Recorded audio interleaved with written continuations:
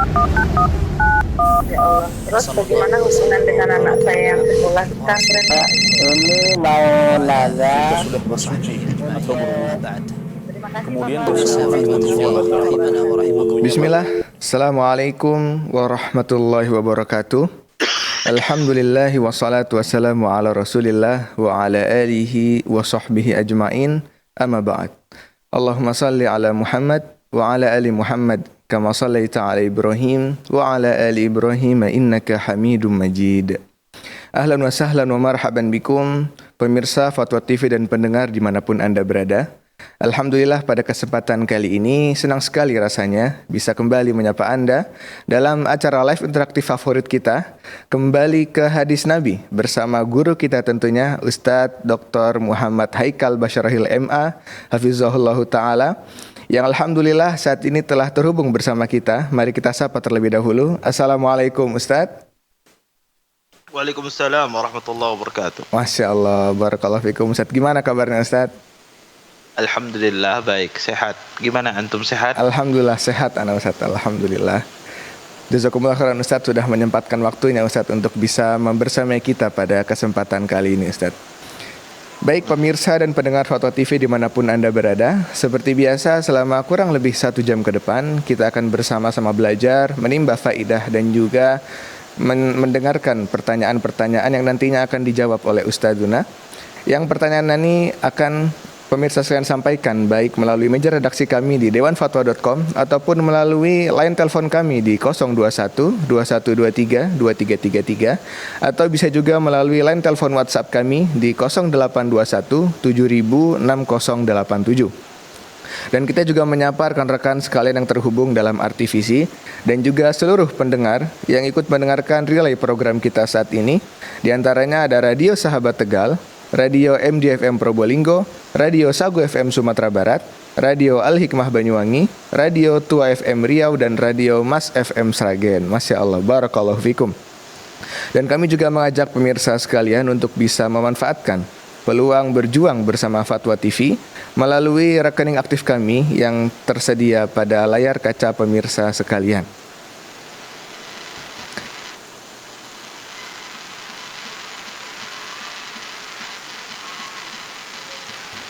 Iya, itu dia. Terima kasih pemirsa sekalian. Pemirsa dan pendengar sekalian dimanapun Anda berada, untuk mengawali ya perjumpaan kita pada pertemuan kali ini, mohon izin Ustadz, ana mungkin bacakan Ustadz ya pertanyaan pertama Ustadz. Ya. Baik Ustadz. Pertanyaan pertama datang dari Abu Akila di Bekasi, Jawa Barat Ustadz. Pertanyaannya, Bismillah, Assalamualaikum Ustadz. Ana ingin bertanya tentang hadis doa naik kendaraan. Subhanalladzi sakhkhara lana hadza wa ma kunna lahu muqrinin wa inna ila rabbina lamunqalibun. Subhanaka inni qad dhalamtu nafsi faghfirli fa innahu la yaghfirud dzunuba illa anta. Di akhir matan hadis ini disebutkan oleh sahabat Ali bin Abi Thalib bahwasannya Nabi SAW tertawa setelah membaca doa tersebut Ustaz. Nah pertanyaannya, apakah tertawanya Nabi dalam hadis ini termasuk dalam sunnah setelah membaca doa naik kendaraan Ustaz? Barakallahu fikum. Ya, jazakumullah khair atas pertanyaannya. Pertama, hadis ini sering sekali disebut hadis sebagian ahlul ilm musalsalatun bil iftisam. Hadis yang diriwayatkan sebagian rawinya dengan cara tersenyum atau tertawa. Karena ada di dalam jenis ilmu hadis itu hadisul musalsal. Musalsal itu setiap rawi dia menirukan apa yang ada dalam hadis tersebut. Nah, di dalam hadis ini Nabi SAW tertawa atau tersenyum ya di dalam hadis ini. Pertama, saya ingin menjelaskan ya, hampir semua hadis musalsal itu hadis yang lemah. Tidak ada ya, hampir semuanya hadis musalsal itu hadis yang lemah. Kemudian yang kedua, hadis yang disebutkan ini diriwayatkan oleh Imam Tabrani dalam kitabnya Ad-Du'a. Di dalam sanadnya ada Abu Ishaq As-Sabi'i. Abu Ishaq As-Sabi'i di sini beliau meriwayatkan hadis ini dengan an-anah. An-anah itu artinya dia meriwayatkan dengan an. Abu Ishaq As-Sabi'i dikatakan oleh para ulama dia mudallis. Mudallis. Oleh karena itu sanad ini terdapat kelemahan. Di dalam sanadnya ada an-anah Abu Ishaq As-Sabi'i. Karena an-anah itu Kalau diriwayatkan oleh seorang mudallis ketika dia memberikan hadis dengan kata an di dalam sanadnya, maka hadisnya adalah hadis yang lemah. Hadis ini juga memiliki jalur yang lain selain jalur Ali bin Abi Thalib, jalur yang lain, tetapi dalam sanadnya ada Abu Ubaidah Al-Basri. Kata Hafidz Ibn Hajar, mungkarul hadis, orang yang mungkar hadisnya. Oleh kerana itu hadis yang musalsal dengan tertawa di dalam hadis ini, ya, Nabi tertawa dalam hadis ini dan Ali juga tertawa, maka itu lemah, ya, itu lemah. Ini poin yang pertama. Poin yang kedua, apakah sunnah kita naik kendaraan itu tertawa? Tidak. Ya, tidak sunnah, ya, tertawa seseorang naik kendaraan.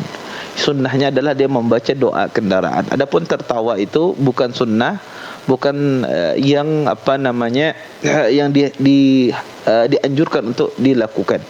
Ya. Kenapa? Karena tadi hadisnya kita katakan hadisnya adalah hadis yang lemah, yang menyebutkan Nabi SAW tertawa karena ada Abu Ishaq As-Sabi'i. Wallahu a'lam. Baik Ustaz, jazakumullah khairan Ustaz wa barakallahu fikum Ustaz atas jawabannya. Berarti karena hadis tadi dhaif Ustaz ya, berarti kita tidak perlu untuk mengamalkan tertawanya ini Ustaz ya. Yang sunnah cukup doanya berarti Ustaz ya. Iya. Baik Ustaz, jazakumullah khairan Ustaz.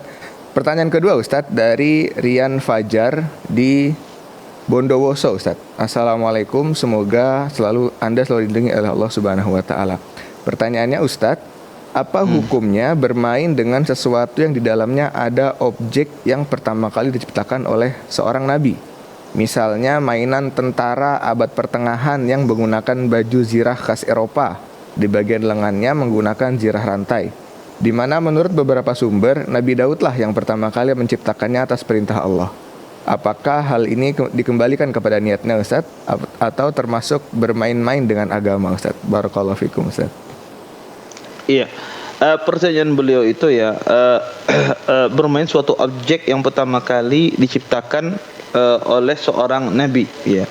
Maksudnya Nabi Daud menciptakan baju besi zirah, ya.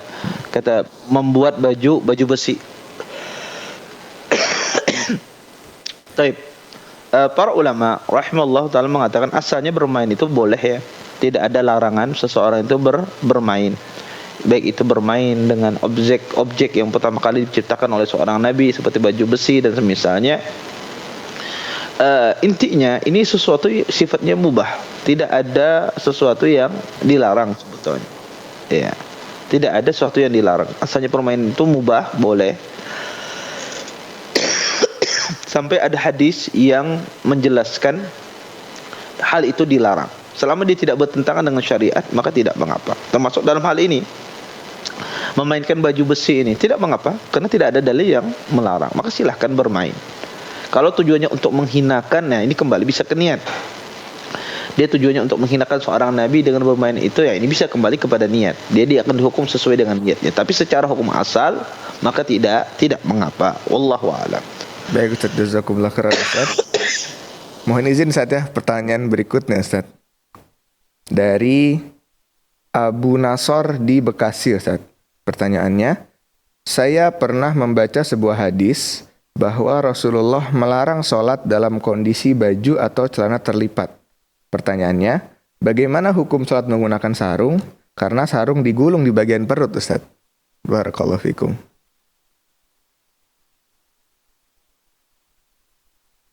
Halo? Suaranya kedengaran? Terdengar, barusan terdengar. Baik. Pertama, ya, larangan hadis Nabi sallam, hadis Ibnu Abbas, ya, kata Ibnu Abbas, nuhina, kami dilarang untuk melipat baju, ya, melipat baju. Yang masuk melipat baju di sini adalah melipat lengan baju semacam ini, dilipat di waktu salat, atau ketika dia mau sujud, dia kumpulkan baju tersebut. Jadi seorang kalau biasanya sujud itu ditarik bajunya ke atas, itu yang dimaksudkan. Adapun seseorang melipat sarung, ya itu tidak termasuk dilarang, bukan itu yang dimaksudkan. Jadi penafsiran kafus saub, melipat baju, itu penafsirannya adalah seseorang melipat bajunya semacam ini ketika salat, dia lipat lengan bajunya. Atau dia menafsirkan adalah dia menggabungkan. Jadi ketika mau sujud biasanya orang tuh ngangkat sedikit bajunya, dia naikkan ke atas sedikit. ya biar lebih nyaman sujudnya.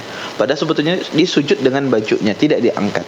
Syekh Utsaimin rahimallahu taala mengatakan, kata beliau, itu juga termasuk kafus saub. Orang mengumpulkan bajunya ketika dia mau sujud.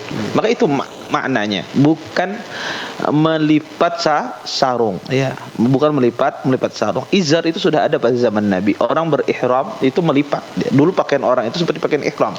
Pakaian ihram itu dengan cara melipat juga, dilipat zaman dahulu. Sudah ada, tapi bukan itu yang dimaksudkan. Tapi yang dimaksudkan tadi, yang saya maksudkan tadi dua makna. Tangan kita lipat, atau ya jubah kita ketika kita mau sujud kita tarik, ya, atau celana kita tarik ke atas, kita kumpulkan ke atas biar mudah sujudnya. Maka ini juga termasuk yang dilipat, dan ini hukumnya makruh di dalam Islam. Wallahu a'lam. Baik Ustaz, jazakumullah khairan Ustaz, wa barakallahu fikum Ustaz atas jawabannya. Mohon izin Ustaz, pertanyaan berikutnya Ustaz dari Bapak Didik Afandi di Pasuruan Ustaz. Ana dengar bahwasannya Taib. Ada penelpon kita Ustaz, mohon izin Ustaz, kita sapa terlebih dahulu Ustaz. Ada Ibu Sri di Samarinda. Silakan Ibu. Assalamualaikum Fatwa TV. Waalaikumsalam warahmatullahi wabarakatuh. Iya, silakan Ibu, satu pertanyaan untuk Ustaz. Ustaz, saya mau tanya. Saya sering melakukan baca selawat Nabi setiap habis sholat subuh 10 kali. Terus kalau habis sholat maghrib juga begitu 10 kali. Bagaimana hukumnya Ustaz? Baik, cukup Ibu ya. Terima kasih Ustaz. Baik Ibu, terima kasih buat atas pertanyaannya. Assalamualaikum. Waalaikumsalam warahmatullahi wabarakatuh. Barakallahu fikum Ustaz. Bisa diulang sedikit pertanyaan tadi, kurang jelas saya dengarnya. Tadi Ibu ini membiasakan untuk bersalawat Ustaz. Setiap salat subuh tadi 7 kali dan setiap salat maghrib itu 10 kali Ustaz. Nah, apa hukumnya membiasakan salawat ini Ustaz? Barakallahu fikum. Baik. Jazakillah khairan atas pertanyaannya. Apa hukumnya seseorang bersalawat setelah habis salat subuh, zikir, dan juga bersalawat setelah habis salat maghrib? Pada asalnya kita disuruh bersalawat banyak-banyak kepada Rasulullah sallallahu alaihi wasallam. Ya ayyuhalladzina amanu sallu alaihi wa sallimu taslima. Kata Allah, wahai orang beriman, bersalawatlah kalian kepada Nabi sallallahu alaihi wasallam. Pada asalnya seorang muslim disuruh dia memperbanyak salawatnya. Tetapi kita harus paham, salawat ini bagian dari ibadah. Bagian dari ibadah kepada Allah Subhanahu wa taala, dan dia juga bagian dari berzikir kepada Allah Subhanahu wa taala. Maka kita harus paham, zikir itu ada dua di dalam Islam. Ada zikir mutlak namanya, dan ada zikir namanya zikir muqayyad. Zikir mutlak itu adalah sebuah zikir yang tidak ada batasannya, tempatnya, tidak ada batasan waktunya, kapan saja, dan tidak ada batasan jumlahnya. Berapa saja diucapkan itu boleh. Itu disebut dengan zikir mutlak. Yang kedua, ada zikir itu adalah zikir yang disebut dengan zikir muqayyad. Zikir muqayyad itu adalah sebuah zikir yang dibatasi waktunya kapan diucapkan, dikerjakan, tempatnya di mana dikerjakan, kemudian bilangannya pun juga dibatasi, sampai lafaznya pun juga sudah ditentukan. Maka ini disebut dengan zikir muqayyad.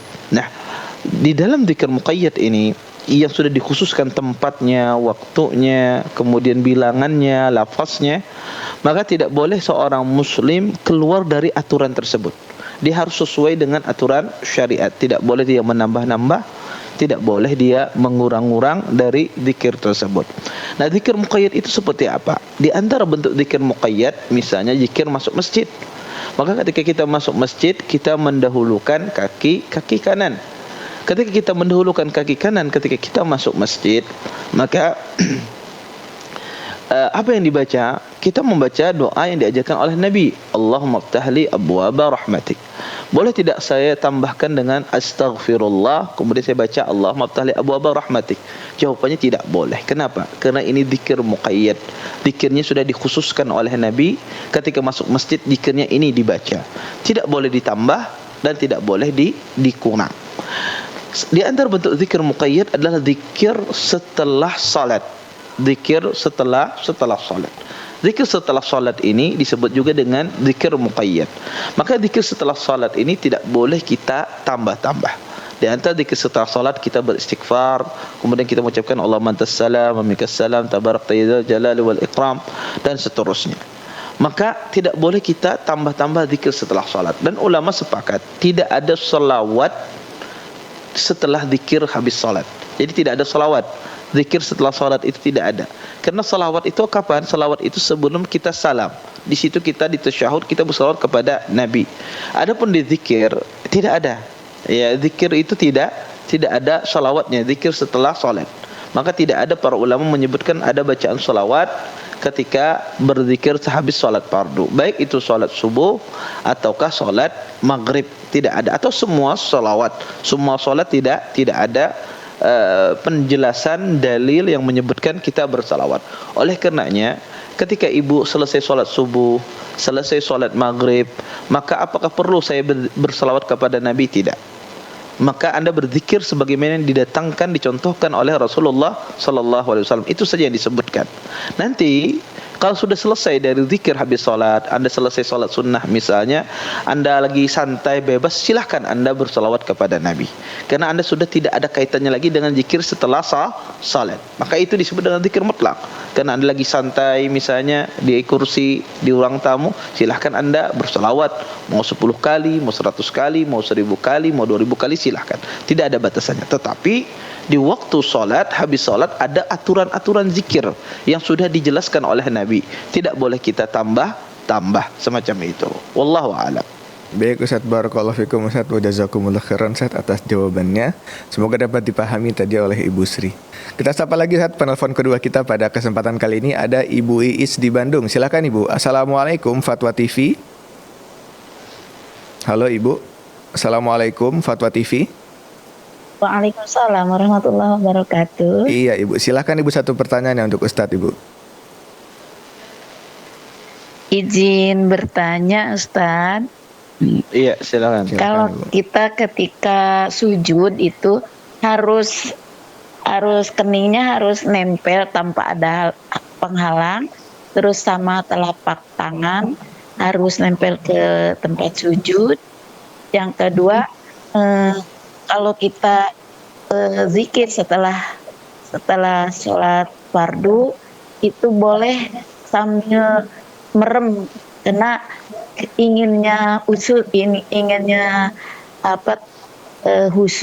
dalam zikirnya itu boleh nggak sama sholat? Baik Ibu. Memejamkan mata gitu.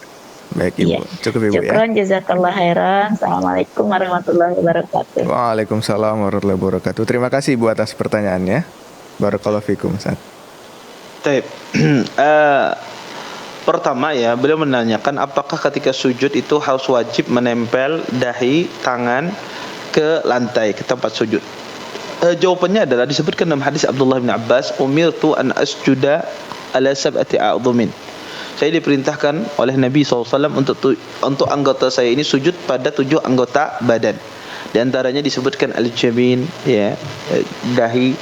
Kemudian menyebutkan juga ya al-yadain, 2 tangan. Kemudian juga menyebutkan kedua lutut dan kedua kaki. Yang mana semuanya ini sujud di atas lantai. Taib. Bagaimana hukumnya kalau seandainya Halo? Ya. Silakan Ustaz. Bagaimana hukumnya kalau seandainya ada orang sujud jidatnya mungkin tertutup peci, kalau wanita tertutup bukannya, apakah sah sujudnya? Jawabannya sah, tidak ada masalah. Apakah makruh? Tidak makruh.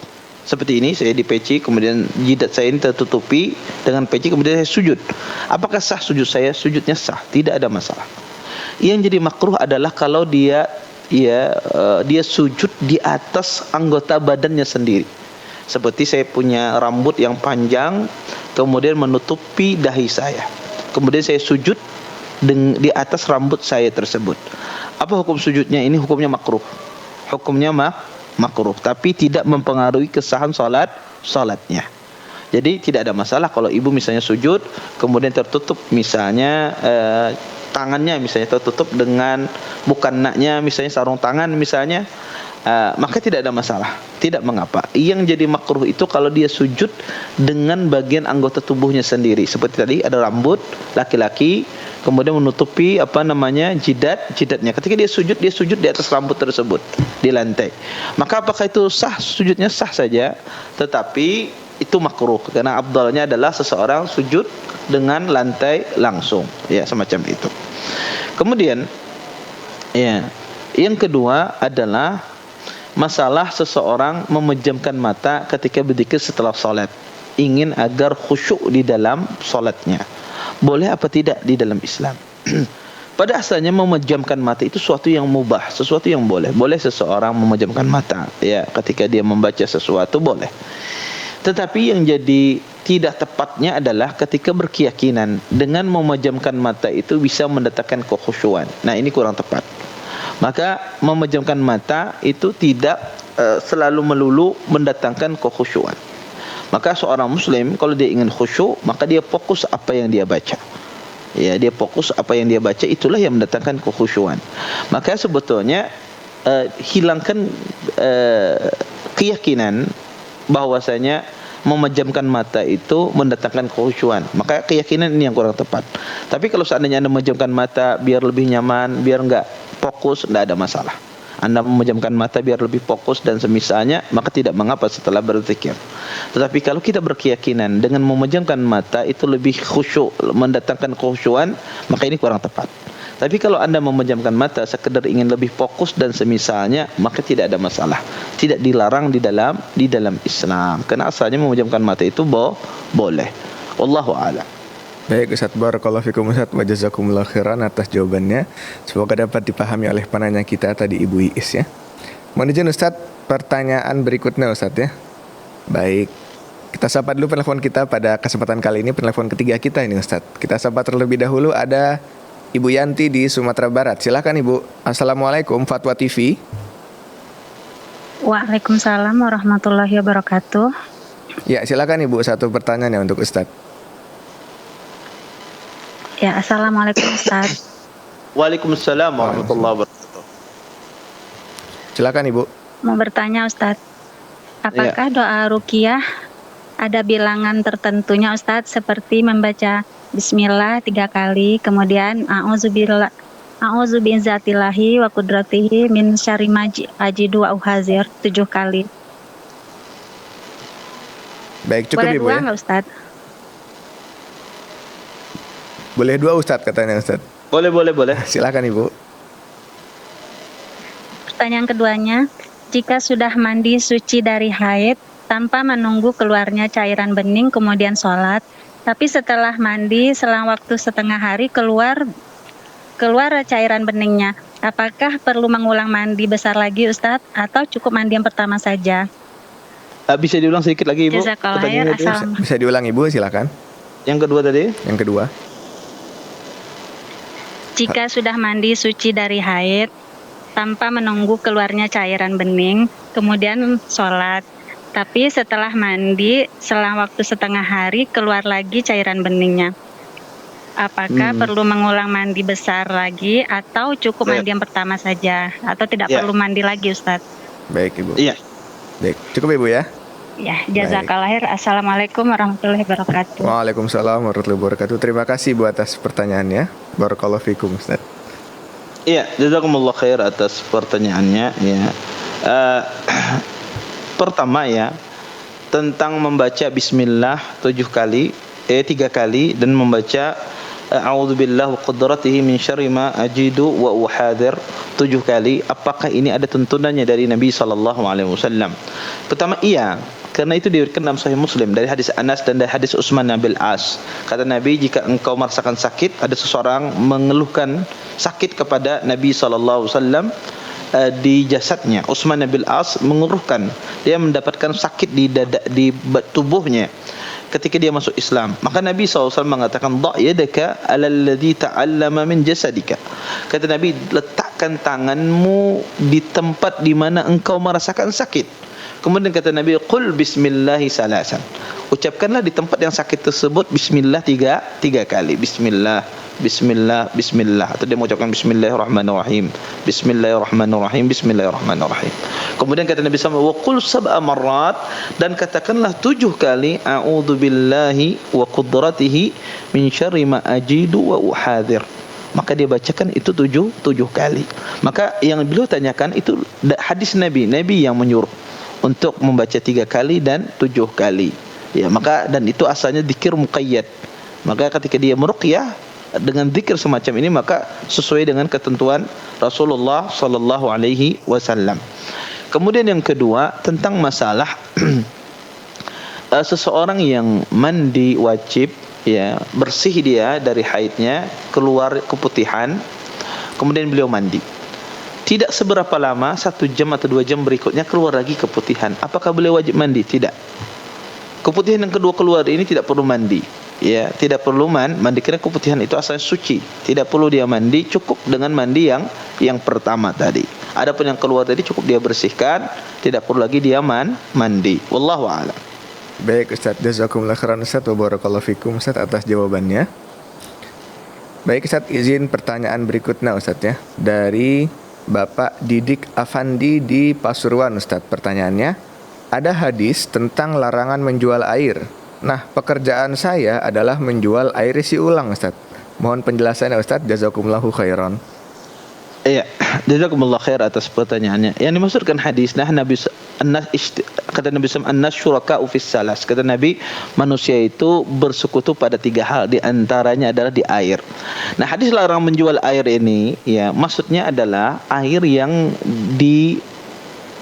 dimiliki oleh bersama-sama. Air yang di tempat umum itu tidak boleh dijual. Misalnya nih, ada air Allah ciptakan nih, misalnya ada genangan air, ada air ya, kolam ataupun danau misalnya. Kemudian Anda menjual air di danau tersebut. Orang mau mengambil, Anda jual, Anda harus beli ini. Berapa belinya? 1 liternya belinya 5.000 misalnya. Makanya tidak boleh, karena ini air untuk semuanya. Nah, berbeda halnya kalau air tersebut Anda menimbaknya, Anda buat di galon Anda, kemudian Anda jual, atau Anda buat di tempat-tempat, ya, Anda timba air tersebut, Anda jual, ini tidak ada masalah. Jadi ini maksudkan dilarang menjual air itu adalah air yang dimiliki oleh orang umum. Tiba-tiba Anda menjualnya ketika orang mau mengambil di sana. Ini yang dimaksudkan dilarang. Karena nasuraka fis salas. Ya, air yang ada di sungai misalnya, orang mau mengambil di sungai tersebut, kata Anda tidak boleh. Anda harus bayar ketika mengambil. Ini tidak boleh. Kenapa? Karena manusia syuraka fis salas. Manusia itu ikut serta di dalam masalah air. Tapi kalau Anda ada air di sungai, Anda ambil, Anda suling, kemudian Anda jual, maka tidak ada masalah. Di sini Anda sudah melakukan apa? Mengambil, sudah masuk ke tempat Anda kelola, ya, Anda suling, Anda jual, maka ini tidak mengapa. Jadi maksudnya itu adalah air yang sifatnya dimiliki oleh orang umum. Ketika orang mau mengambil di air tempat tersebut, Anda suruh dia membayar atau Anda menjualnya. Itu yang dilarang. Wallahu a'lam. Baik Ustaz, barakallahu fikum Ustaz wa jazakumullah khairan Ustaz atas penjelasannya. Baik, kita sapa terlebih dahulu Ustaz penelpon keempat kita Ustaz. Ada Bapak Aji di Kuningan. Silakan Bapak. Assalamualaikum Fatwa TV. Halo Bapak. Assalamualaikum Fatwa TV. Bapak Aji bisa mendengar suara saya? Fatwa TV, assalamualaikum. Halo. Assalamualaikum Bapak Aji. Baik Ustaz, sepertinya terputus Ustaz ya. Baik Ustaz, mohon izin Ustaz, kita beralih ke pertanyaan melalui redaksi kami. Pertanyaan dari Abu Taimiyah di Sulawesi Tengah Ustaz. Pertanyaannya, assalamualaikum Ustaz, Ana mau bertanya, apakah benar jika suami atau istri, baik tersambung lagi. Ustaz. Halo Bapak Aji, assalamualaikum. Fatwa TV. Halo. Fatwa TV, assalamualaikum Bapak Aji.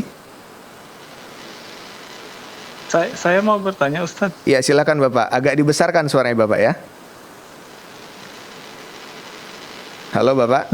Ini masalah hukum ini bekerja sama dengan putus-putus Bapak. Bekerja sama dengan teman mengerti Halo Bapak Haji, bisa mendengar suara saya? Bapak? Saya kan ini ngeprint masih di pemerintahan Putus-putus Bapak Haji. bisa dilanjutkan atau bagaimana? Bisa diulang Bapak Haji pertanyaannya? Halo Bapak? Ya. Oke Bapak Haji, bisa kirim chat aja Bapak ya ke 0821 7000 6087 Bapak ya, melalui WhatsApp. Nanti akan disampaikan ke Ustadz Bapak ya. Baik Ustadz, kita beralih ke pertanyaan Ustadznya dari Abu Taimiyah tadi Ustadz di Sulawesi Tengah, Kota Palu. Assalamualaikum Ustadz, mau bertanya, apakah benar jika suami atau istri ada yang murtad lalu kembali masuk Islam lebih dari 1 tahun lamanya, keduanya tetap menjadi sepasang suami istri tanpa perlu melakukan akad yang baru? Mengingat adanya hadis dari Ibnu Abbas mengenai pernikahan Abul As dan Zainab yang Nabi SAW persatukan kembali setelah lebihnya masa iddah. Jazakumullah khairan Ustaz. Ya, jazakumullah khair atas pertanyaannya. Pertama tentang masalah hadis ya, orang yang sudah murtad kemudian dia kembali ya kepada istrinya, bagaimana hukumnya di dalam Islam? Ya. Nah, Ustaz. Pertama kisah Zainab dengan suaminya Abul As ya, ini hadisnya banyak khilaf ya, terjadi khilaf di kalangan para ulama dalam pensahihan dan pelemahan hadis tersebut. Wallahu alam, hadis tersebut dinilai cacat oleh para ulama rahimallahu taala ketika Nabi mengembalikan Utsman Abul As kepada Zainab tanpa akad nikah ya. Yang benar seperti apa sih di dalam Islam itu, bahwasanya kalau ada salah satu pasangan murtad, apa yang harus dilakukan?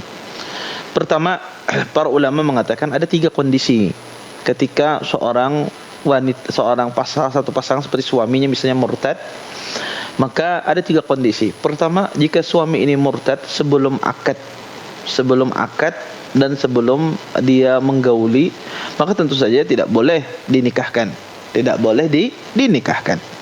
Ya, karena dia menikahkan wanita dengan orang kafir, maka tidak boleh, muslimah. Yang kedua, dia murtad setelah nikah, tetapi tidak dia gauli, belum dia sentuh, belum dia berkhalwat, maka ini juga langsung dipisahkan. Ketika dia kembali, dia harus nikah lagi. Ya, akad nikah baru lagi. Jadi ada seorang suami istri menikah, baru menikah suami murtad. Suami ini masih belum menyentuh istrinya. Maka dalam Islam apa ini dipisahkan. Ketika suami ini kembali masuk Islam, maka dia nikah lagi dengan istrinya ini. Nikah seperti nikah orang baru nikah. Kemudian yang ketiga kondisinya adalah seorang suami yang murtad setelah dia menggauli istrinya. Misalnya dia menikah dengan seorang wanita, dia gauli wanita tersebut sudah, kemudian setelah 1 tahun misalnya dia menikah, sang suami ini murtad. Maka kalau dia murtad, di dalam Islam harus dipisahkan. Ketika dia dipisahkan, kemudian mau kembali lagi dan suami itu bertaubat, apakah dia harus nikah lagi atau seperti apa? Maka ini dilihat, apakah murtadnya itu sudah melebihi masa iddahnya. Jika murtadnya itu melebihi masa iddah seorang wanita, maka dia dinikahkan kembali. Tapi jika murtadnya itu kemudian dia bertaubat, iddah wanita itu masih ada, maka tidak perlu dia menikah lagi, karena wanita tersebut masih dalam masa iddahnya. Jadi kata para ulama, dilihat masa iddah wanita. Kalau masa iddahnya sudah lewat dan dia baru bertaubat, ingin merujuk kembali, maka ini tidak bisa. Dia harus nikah kembali bersama istrinya tersebut. Tetapi kalau seandainya dia bertaubat, iddah wanita itu masih ada, maka dia langsung kembali seperti biasa tanpa perlu akad nikah semacam itu. Wallahu a'lam. Baik Ustaz, barakallahu fikum Ustaz, wa jazakumullah khairan atas jawabannya Ustaz ya. Semoga dapat dipahami tadi oleh penanya kita Abu Taimiyah di Sulawesi Tengah. Kita sapa Ustaz penelpon berikutnya Ustaz. Pada kesempatan kali ini ada Umu Yodi di Pekanbaru. Silahkan Ibu. Assalamualaikum Fatwa TV. Waalaikumsalam. Waalaikumsalam warahmatullahi wabarakatuh. Baik, Ibu silakan dibuat satu pertanyaan untuk Ustadz. Iya. Assalamualaikum Ustaz. Waalaikumsalam. Waalaikumsalam warahmatullahi wabarakatuh. Izin melanjutkan pertanyaan dari member WhatsApp di Rosa, Ustaz. Iya. Ya, Ibu silakan. Begini Ustaz, anak Ana sebulannya lalu meninggal dunia karena sakit. Meminjam apa Ibu? Ketika Ana mengurus surat-surat kematiannya, ternyata saat mendaftar di kampus itu ada asuransinya Ustaz. Jadi keluarlah asuransi untuk anak-anak yang sudah meninggal. Apakah boleh Ana mengambil asuransi itu, Ustaz? Begitu pertanyaannya, Ustaz. Baik, Ibu cukup Ibu ya. Terima kasih Bu atas pertanyaannya. Ya, sudah cukup. Syukron, jazakallah khairan. Assalamualaikum. Waalaikumsalam warahmatullahi wabarakatuh. Baik Ustaz.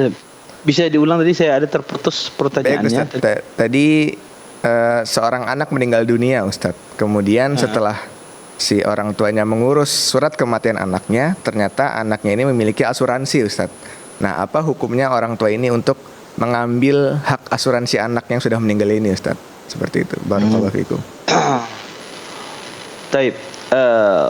Wallahu alam ya. Kalau seandainya ada seseorang punya asuransi kemudian dia meninggal, apakah boleh ahli waris itu mengambil hak asuransi tersebut?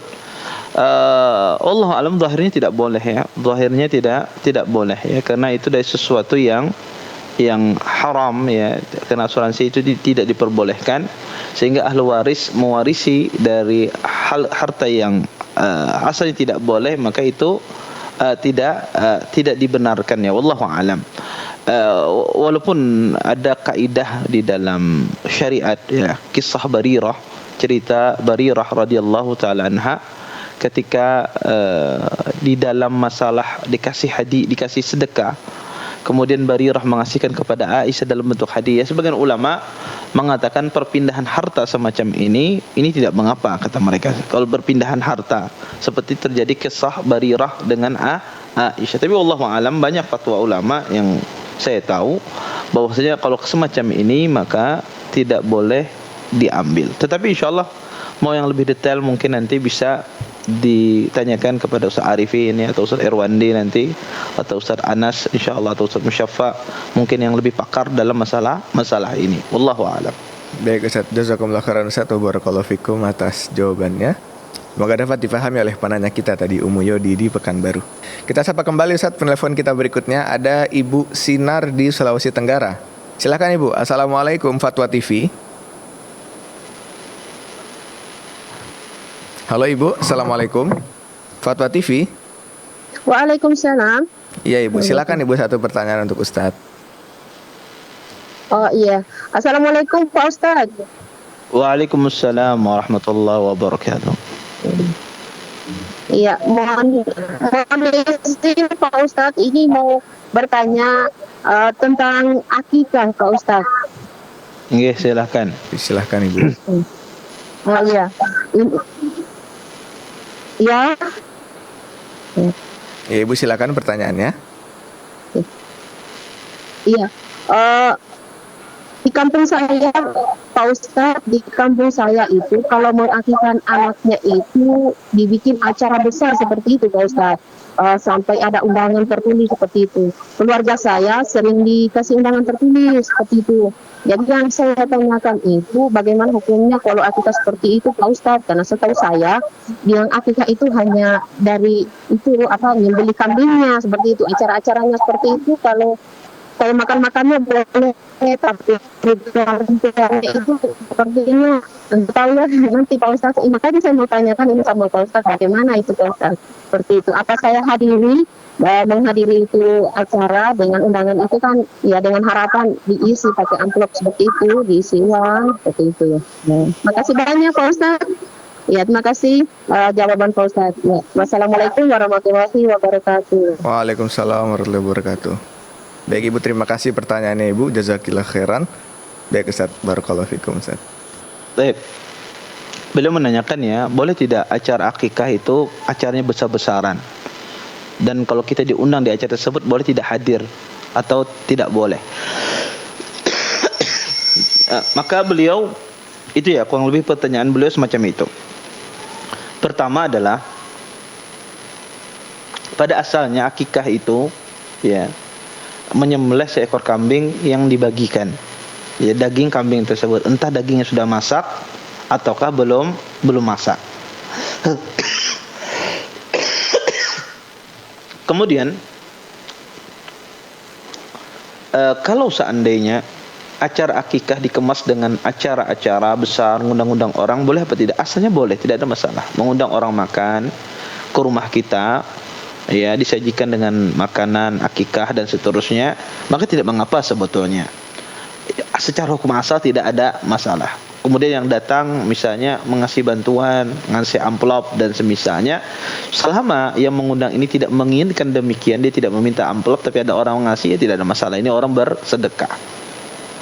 Yang jadi masalah adalah ketika akikah tersebut dibikin acara, kemudian di situ ada semacam hal-hal yang semacam membaca sesuatu, ya, membaca sesuatu, membaca ayat tertentu untuk anak dan seterusnya. Nah, ini yang dikemas dengan mode-mode semacam ini yang tidak benar.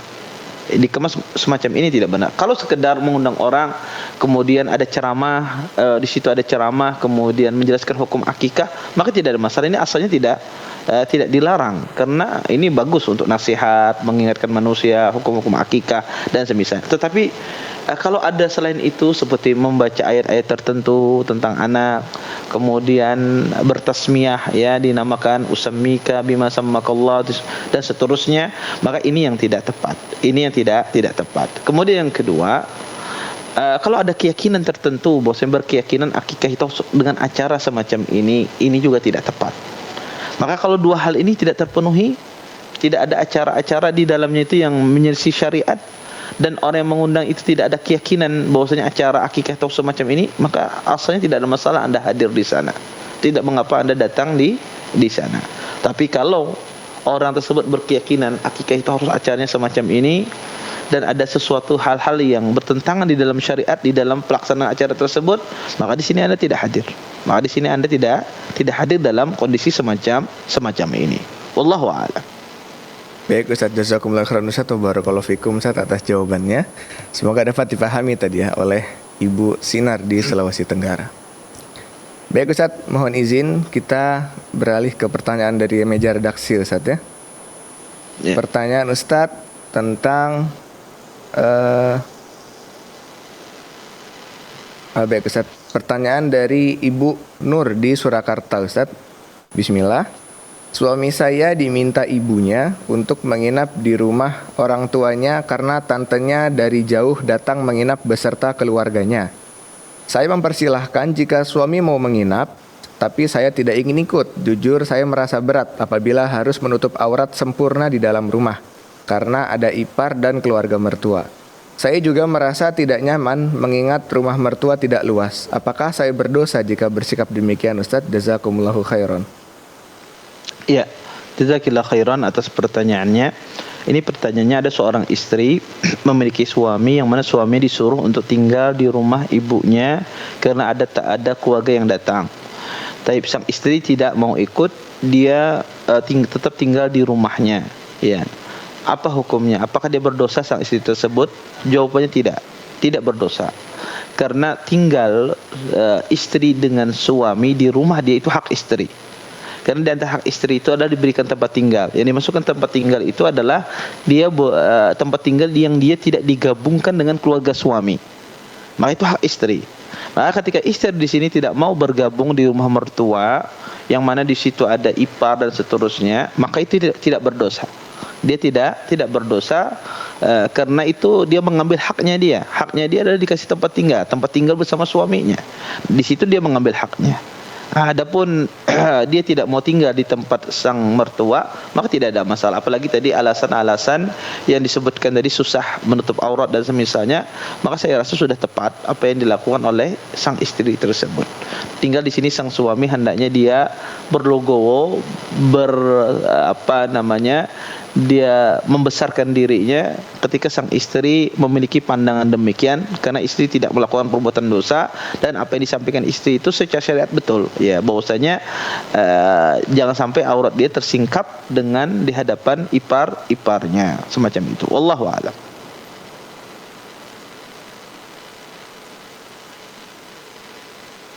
Di Kuningan pertanyaannya, Afan Ustadz mau bertanya. Ustadz, bisa mendengar suara saya? Bisa dengar. Baik Ustadz. Izin Ustadz melanjutkan pertanyaan dari Bapak Aji tadi di Kuningan. Afan Ustadz mau bertanya, bagaimana hukumnya kita bekerja sama dalam bidang usaha dengan teman yang kurang mengetahui syariat Islam dengan benar? Misalnya, teman saya mengeprint untuk mencetak brosur di kantor istrinya di instansi pemerintahan, karena secara hukum kan tidak boleh untuk digunakan keperluan pribadi. Solusinya bagaimana ya Ustadz jikalau teman saya tidak bisa dengar nasihat saya?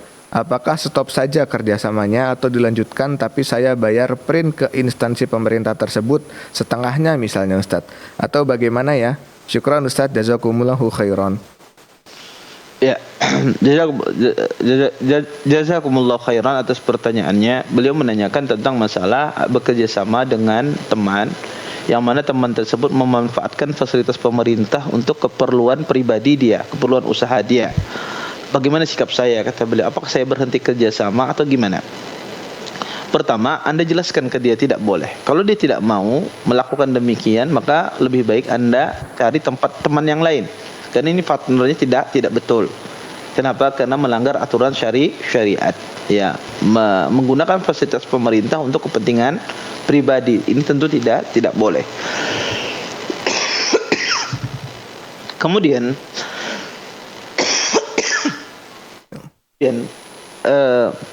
kalau sudah terlanjur ada yang dicetak di fasilitas pemerintah, maka Anda meminta izin di sana bahwasanya pernah melakukan demikian. Kalau mereka mengharuskan Anda mengganti rugi, Anda ganti rugi. Kalau seandainya mengharuskan tidak mengganti rugi, ya sudah, alhamdulillah. Maka Anda minta izin kepada atasan tersebut, lembaga tersebut, karena dulu sempat pernah menggunakan di tempat mereka printernya untuk usaha. Kalau mereka mengizinkan, mereka memaafkan, tidak dituntut ganti rugi, ya alhamdulillah. Tapi kalau mereka minta ganti rugi, ya Anda ganti rugi sesuai dengan biaya yang dikeluarkan, semacam itu. Wallahu a'lam. Baik Ustaz, jazakumullahu khairan wa barakallahu fikum atas jawabannya Ustaz. Pemirsa sekalian, kami kembali mengajak Anda untuk bisa bergabung bersama kami menyampaikan pertanyaan, baik melalui redaksi kami di dewanfakta.com atau juga melalui line telepon kami di 021 2123 2333, atau bisa juga melalui line WhatsApp kami di call WhatsApp di 0821 7000 6087. Baik Ustaz, kita sapa penelpon kita berikutnya Ustaz. Dari Bapak Umar di Bali. Silakan Bapak. Assalamualaikum Fatwa TV. Halo. Assalamualaikum. Waalaikumsalam warahmatullahi wabarakatuh. Silakan Bapak, pertanyaannya untuk Ustadz. Assalamualaikum warahmatullahi wabarakatuh Ustaz. Waalaikumsalam warahmatullahi wabarakatuh. Izin Anda tanya Ustaz tentang korelasi hadis ini. Anda dapatkan di Sahih Fadhail A'mal nih, hadis Muslim nomor 4868 yang isinya Ustaz, tidaklah suatu kaum berzikir, jadi disebut tidaklah suatu kaum berzikir, la yaqut qaumun yadhkurunallah, diartikan tidaklah suatu kaum berzikir berarti banyak orang sedang berzikir gitu Ustaz. Nah, kemudian dihubungkan dengan asar Abu Musa dan Abu Mas'ud yang menegur juga rombongan kaum yang sedang berzikir dengan menggunakan kalau nggak kerikir itu. untuk menghitung zikirnya dengan ada satu komandan yang baca la ilaha illallah, baca subhanallah, yang hanya itu hubungannya bagaimana? Berarti ini kan hadis ini membolehkan kita sebagai orang, mohon maaf ini saudara-saudara kita yang biasa kumpul-kumpul dengan mengadakan berzikir bersama itu bisa difahami ke sana juga gitu. Atau hanya bisa dipahami kumpul bersama sedikit menuntut ilmu. Demikian pertanyaan saya tadi. Assalamualaikum warahmatullahi wabarakatuh. Waalaikumsalam warahmatullahi wabarakatuh. Terima kasih Bapak Umar atas pertanyaannya. Barakallahu fikum Ustaz. Iya. Jazakumullah khair atas pertanyaannya. Tentang masalah hadis tersebut ya, tentang disebutkan di dalam Sahih Imam Muslim, la yaqudu qaumun yadhkuruna Allah taala illa hafathumul malaika wa ghashiyatuhumur rahmah. Tidak suatu kaum berzikir kepada Allah taala kecuali dikelilingi oleh para malaikat dan dipenuhi rahmat Allah Subhanahu wa taala. Apakah ini selara? Apakah ini kontradiksi dengan perbuatan Abdullah bin Mas'ud yang menegur orang berzikir secara bersama-sama? Sebetulnya athar Abdullah bin Mas'ud dan hadis ini tidak bertentangan. Tidak bertentangan. Pertama, hadis ini menjelaskan suatu kaum berzikir kepada Allah. Tidak mengharuskan suatu kaum berzikir kepada Allah itu mereka itu dipimpin oleh satu orang. Dan juga tidak diharuskan suatu kaum itu berzikir kepada Allah mereka itu mengeraskan suaranya. Tidak harus juga demikian. Karena hadis ini sifatnya umum. Suatu kaum berzikir kepada Allah. Berzikir di sini adalah bagian dari pertama adalah menuntut ilmu. Ya, bagian dari berzikir itu adalah menuntut ilmu atau membaca Al-Quran ataupun yang lainnya. Maka di dalam hadis Muslim itu tidak ada indikasi atau tidak ada di sana penjelasan bahwasanya mereka berzikir secara bersama-sama, atau tidak ada juga mereka dipimpin oleh satu orang, dan tidak ada juga di dalam hadis tersebut mereka meninggikan suara mereka. Berbeda dengan kasus Abdullah bin Mas'ud. Kasus Abdullah bin Mas'ud yang beliau tegur itu, orang itu berzikir bersama-sama dengan mengeraskan suaranya dipimpin oleh satu orang. Maka kaifiyah inilah yang diingkari oleh Abdullah bin Mas'ud. Kaifiyah semacam ini, tata cara semacam inilah yang diingkari oleh beliau. Adapun hadis yang disebutkan tadi itu tidak, hadisnya umum. Tidak ada mengatakan di sana mereka berzikir bersama. Tidak ada di sana mereka berzikir dipimpin oleh satu orang. Tidak ada di sana mereka meninggikan suara mereka ketika berzikir. Sehingga sebetulnya tidak bertentangan dengan asar Abdullah ibn Mas'ud radhiyallahu taala anhu. Semacam itu. Wallahu a'lam. Baik Ustaz, jazakumullah khairan Ustaz wa barakallahu fikum atas jawabannya Ustaz. Semoga difahami bisa oleh Bapak Umar tadi di Bali ya. Izin Ustaz, kita beralih ke meja redaksi Ustaz. Pertanyaan. Baik, telepon masuk Ustaz. Mohon izin kami sapa terlebih dahulu penelpon kita pada kesempatan kali ini. Halo, Assalamualaikum Fatwa TV. Waalaikumsalam warahmatullahi wabarakatuh. Iya, silakan Ibu pertanyaannya untuk Ustaz. Assalamualaikum Ustaz. Waalaikumsalam warahmatullahi Saya mau sharing Ustaz. Kan gini, saya ini mengikuti Al-Quran dan Sunnah, mengikuti kajian-kajian Ustadz di Fatwa atau di Roja dan di yang lainnya gitu. Lalu berbeda kan pengamalannya di daerah saya. Lalu saya meninggalkan tradisi-tradisi yang biasa dilakukan di daerah saya. Kita ikut-ikutan. Jadi sekarang saya kunjungan orang dan ustadz-ustadz di daerah saya gitu, sampai dikata-katain lah banyak gitu. Kita tuh ustadz sangkan saya istiqomah dan kuat gitu menghadapi cacian makian orang-orang dan ustadz-ustadz di daerah saya. Sampai ke saya ustadz-ustadz nanti membicarakan saya, sampai kak mengatakan insya Allah saya tanggung jawab, ibu-ibu ahli surga gitu, saya tanggung jawab. Sampai kan mengatakan begitu Ustadz, karena saya tidak mengikuti acara di daerah saya. Nah, solusinya Ustadz supaya saya bisa tegar gitu, hati saya tidak terbawa arus gitu. Itu aja Ustadz. Assalamualaikum warahmatullahi wabarakatuh. Waalaikumsalam warahmatullahi wabarakatuh. Terima kasih Bu atas sharingnya tadi ya. Barakallahu fikum Ustaz. Tafadhal. Ya, jazakillah khairan atas pertanyaannya. Pertama ya, saya berdoa kepada Allah Subhanahu wa taala agar ibu tetap istiqamah dalam al-haq, di atas jalan yang lurus ini. Yang kedua adalah itu sunnatullah ibu, bahwasanya manusia di akhir zaman dia berpegang teguh terhadap sunnah Nabi ini bagaikan dia berpegang di atas bara api.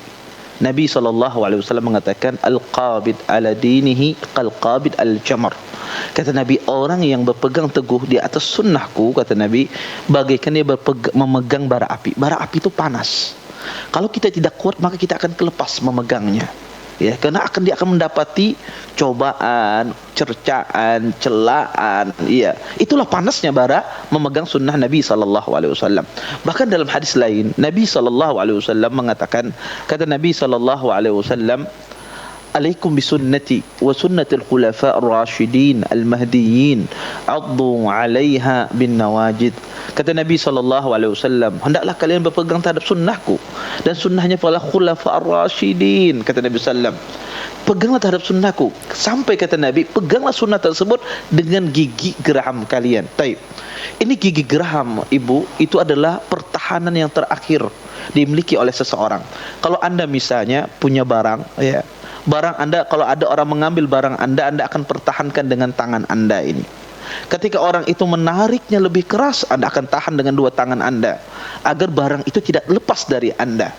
Ketika tarikan itu makin keras mengambil barang anda ini, anda akan dekap, ya, sehingga barang tersebut tidak lepas dari anda. Ketika tarikan itu makin keras, apalagi pertahanan yang dilakukan oleh seorang muslim, dia akan gigit.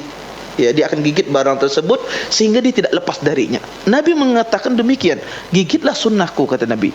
Ya, addu alaihi bin nawajid. Maksudnya apa? Di akhir zaman itu rongrongan terhadap sunnah itu besar, sampai-sampai kita menggunakan pertahanan terakhir kita, kekuatan terakhir kita itu dengan menggigit gigi geraham kita.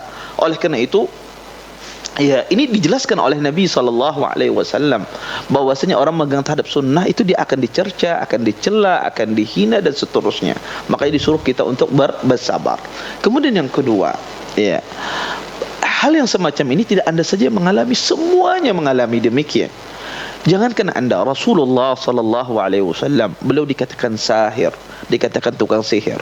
Rasulullah dikatakan majnun, orang gila, dan Rasulullah SAW dikatakan kahin, tukang dukun. Itu Rasulullah, orang yang akhlaknya lebih bagus daripada akhlak kita. Diturunkan wahyu kepadanya, orang yang dipercaya oleh orang kufar Quraisy. Rasulullah saja dikatakan tukang sihir, tukang dukun, gila dan seterusnya. Kita insya Allah tidak sampai celaan tersebut sampai menuduh kita orang gila, dukun dan semisalnya. Maka kalau Rasulullah mengalami demikian, tentu orang yang dibawa Rasulullah keimanannya pastilah akan juga mengalami hal yang serupa. Kemudian, ya, jadikan celaan orang, cercaan orang itu ihtisabul ajar. Anda mengharap pahala dari Allah Subhanahu wa taala dan doakan mereka. Ya, doakan mereka sebagaimana kita ingin sebagaimana kita bahagia, kita dapat hidayah, maka kita juga berharap saudara kita yang tidak mengerti ini, tidak paham ini juga mendapatkan hidayah, maka doakan kebaikan untuk mereka. Ketika mereka mencerca Anda, mencela Anda, itu tabungan bagi Anda, ya, tabungan untuk akhirat Anda. Mereka pada sejatinya mentransfer pahala kepada Anda, dan Anda selalu doakan kebaikan untuk mereka, karena doa seorang muslim untuk saudaranya bi zahiril ghaib maka akan diijabah oleh Allah Subhanahu wa taala. Adapun mereka mengklaim bahwasanya mereka menjamin surga, maka ini tentu tidak benar. Nabi saja sallallahu alaihi wasallam tidak bisa menjamin Fatimah masuk surga. Nabi tidak bisa menjamin seseorang masuk surga kecuali datang wahyu dari Allah yang mengatakan kepada Nabi fulan masuk surga. Nabi saja SAW tidak bisa menjamin, bagaimana dengan ustadz yang bisa menjamin seseorang. Kita sendiri saja tidak bisa menjamin diri kita masuk surga, bagaimana kita bisa menjamin orang lain. Maka ini tentunya sesuatu yang tidak tepat. Oleh karena itu, maka anti bersabar, mengharap pahala dari Allah Subhanahu wa taala, terus berdoa kepada Allah agar bisa istiqamah di atas jalan yang benar. Wallahu a'lam. Baik Ustaz, jazakumullah khairan Ustaz atas jawabannya, dan itu tadi merupakan pertanyaan penutup kita Ustaz pada kesempatan kali ini. Dan Kami ucapkan juga Ustaz jazakumullahu khairan Ustaz atas jawaban-jawabannya. Semoga Allah berkahi ilmu dan waktu antum.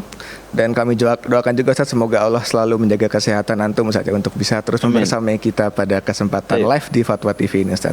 Baik pemirsa Fatwa TV sekalian dimanapun Anda berada, saya sudah perjumpaan kita pada kesempatan kali ini bersama Ustaz Dr. Haikal Basyarahil MA pada live interaktif Kembali ke Hadis Nabi.